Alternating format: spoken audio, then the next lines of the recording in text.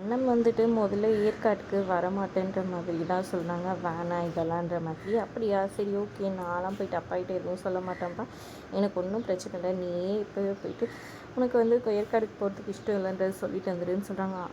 சரி ஓகே நான் சொல்ல போகிறேன் அப்படின்னு சொல்லிட்டு கிளம்புறாங்க.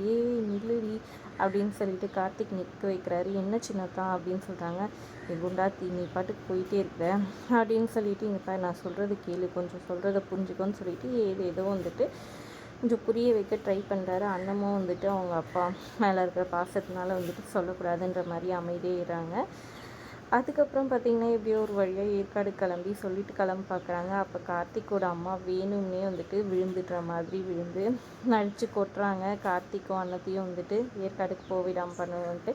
ஆனால் அதெல்லாம் தெரிஞ்சுக்கிட்ட கார்த்திக்கோட அப்பா கடைசியில் பேசி இது பண்ணி வந்துட்டு கார்த்திக்கையும் அண்ணத்தையும் வந்துட்டு ஏற்காடு அனுப்பிச்சி வச்சுறாங்க. அவங்களும் சந்தோஷமாக அங்கே போயிடுறாரு. கார்த்திக் அண்ணத்தை கூப்பிட்டுட்டு இங்கே பார்த்திங்கன்னா ஆஃபீஸ்க்கு வந்திருப்பார் கார்த்திக்னு நினச்சிக்கிட்டு ரம்யா வந்துட்டு எங்கே பில் கலெக்டர் அப்படின்னு சொல்லிட்டு கேட்குறாங்க. அவர் வந்துட்டு லீவ் போட்டு 1 வீக் லீவ் போட்டு அனிமன் போயிருக்காரு அவங்க ஒய்ஃபோடன்ற மாதிரி சொல்கிறாங்க. அதை கேட்டோன்னா ரம்யா செம்ம கடுப்பாயிடுறாங்க. உடனே ஆஃபீஸர்ஸ் யாருக்கோ கால் பண்ணி எனக்கு ஒரு இம்பார்ட்டண்டான விஷயம் வந்துட்டு நடத்தி கொடுக்கணும் நீங்களே ஏற்காட்டில் அப்படின்ற மாதிரி சொல்கிறாங்க. ஏதோ ஒரு பெரிய பிளானாக ரம்யா போடுறாங்க. அப்புறம் அவங்களே ஏற்காடு கிளம்பி வராங்க. இங்கே பார்த்திங்கன்னா அண்ணத்தை கூப்பிட்டுக்கிட்டு அப்படியே சுற்றி பார்க்கறதுக்காக போகிறாரு கார்த்திக். அண்ணன் வந்துட்டு வேண்டாம் வெறுப்பாக இருக்கிறாங்க. அவர் அனுப்புறதுலேயே குறியாக இருக்கிறாங்க, தனியாக அனுப்புறதுலேயே.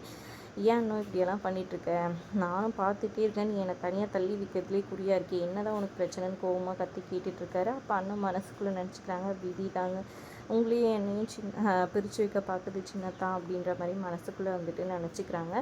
எதனால் அண்ணன் இந்த மாதிரி பண்ணுறாங்க, ரம்யாவோடு சேர்த்து வைக்கணும்னு பண்ணுறாங்களா, இல்லை வேறு ஏதாச்சும் காரணம் இருக்கா, கார்த்திக் ஆசையை நிறைவேற்றணும்னு நினச்சி இதெல்லாம் பண்ணிகிட்ருக்காங்களா, கார்த்திக்கு இப்போ அண்ணத்தை பிடிக்க ஆரம்பிச்சிச்சுன்றதை அவங்க புரிஞ்சுப்பாங்களா, என்ன ஏதுன்றதை வரப்போகிற எபிசோட்ஸில் பார்க்கலாம். வீடியோ பிடிச்சிருந்தா லைக் பண்ணிக்கோங்க. தேங்க்ஸ் ஃபார் வாட்சிங்.